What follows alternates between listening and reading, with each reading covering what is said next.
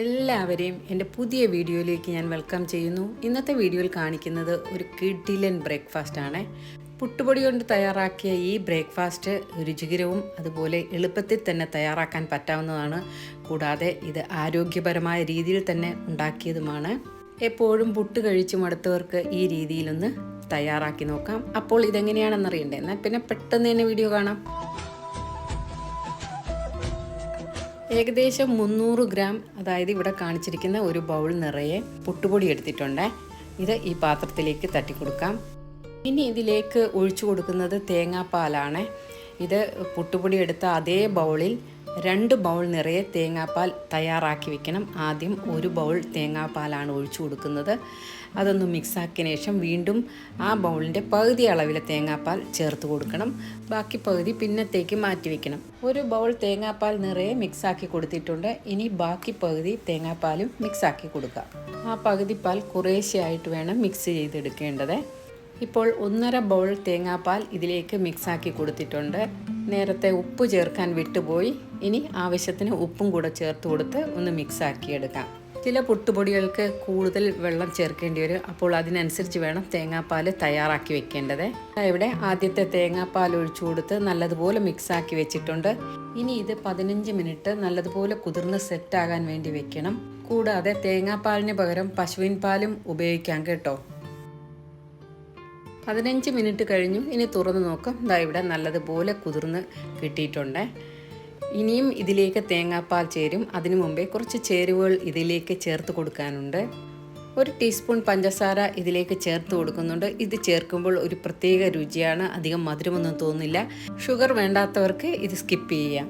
ഇനി ചേർത്ത് കൊടുക്കുന്നത് 1/4 സ്പൂൺ ജീരകപ്പൊടിയാണ്. ഒരു ഫ്ലേവറിന് വേണ്ടിയിട്ടാണ്. നല്ല മണം കിട്ടും.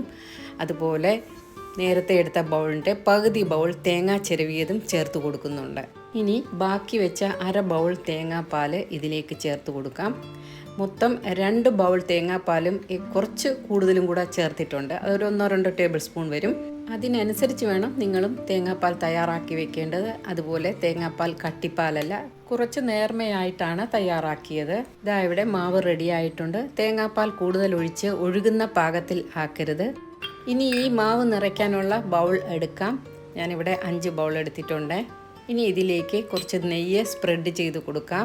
നെയ്യിന് പകരം വെളിച്ചെണ്ണ ആയാലും മതി. ഇത് വേവുമ്പോൾ പെട്ടെന്ന് ഇളകി കിട്ടാൻ വേണ്ടിയിട്ടാണ് ഓയിൽ സ്പ്രെഡ് ചെയ്ത് കൊടുക്കുന്നത്.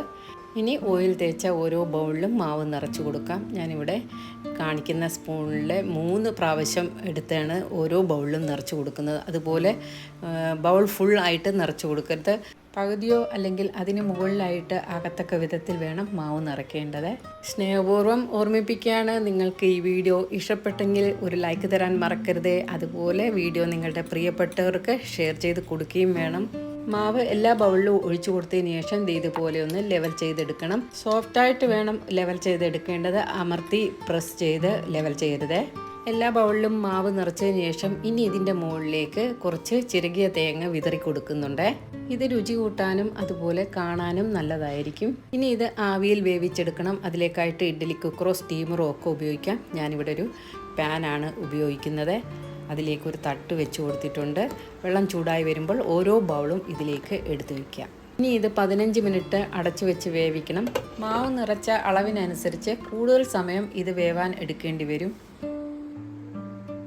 12 മിനിറ്റ് കഴിഞ്ഞപ്പോഴത്തേക്കും തുറന്നു നോക്കി. ഇവിടെ നല്ല പാകത്തിന് തന്നെ വെന്തിട്ടുണ്ട്. ഇനി ഇത് തണുത്തതിന് ശേഷം ഒരു പ്ലേറ്റിലേക്ക് മാറ്റാം. ഇവിടെ ഇത് തണുത്തപ്പോഴേക്കും ഇതിൻ്റെ സൈഡൊക്കെ വിട്ടു വന്നിട്ടുണ്ട്. അഥവാ വിട്ടു വന്നില്ലെങ്കിൽ ഒരു സ്പൂൺ വെച്ചോ അല്ലെങ്കിൽ ചെറിയൊരു കത്തി വെച്ചോ ഒക്കെ ഇളക്കി കൊടുക്കാം.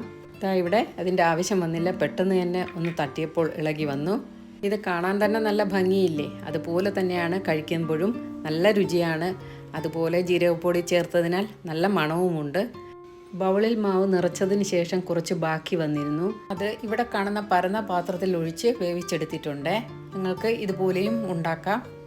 അതുപോലെ ഇതിൻ്റെ കൂടെ ഏത് കറിയും കഴിക്കാം. വെജ് വേണമെങ്കിൽ അങ്ങനെയും, അതുപോലെ നോൺ വെജ് ഇഷ്ടപ്പെടുന്നവർക്ക് ആ രീതിയിലും കഴിക്കാം. ഞാനിവിടെ കാബൂളി ചണ മസാല കറിയാണ് എടുത്തത്. നോർത്ത് ഇന്ത്യൻ സ്റ്റൈലിലാണ് കുക്ക് ചെയ്തത്. എല്ലാവർക്കും കടലക്കറി ഉണ്ടാക്കാൻ അറിയാമല്ലോ, അതുകൊണ്ടാണ് ഇതിൽ കാണിക്കാത്തത്. പുട്ടുപൊടി വെച്ച് തയ്യാറാക്കിയ ഈ ബ്രേക്ക്ഫാസ്റ്റ് ഇഷ്ടപ്പെട്ടവർ വീട്ടിലൊന്ന് തയ്യാറാക്കി നോക്കുക.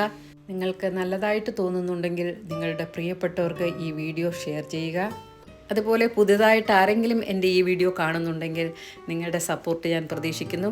ഇനിയൊരു പുതിയ വീഡിയോ വരുന്നതുവരെ എല്ലാവരോടും സ്നേഹത്തോടെ ബൈ.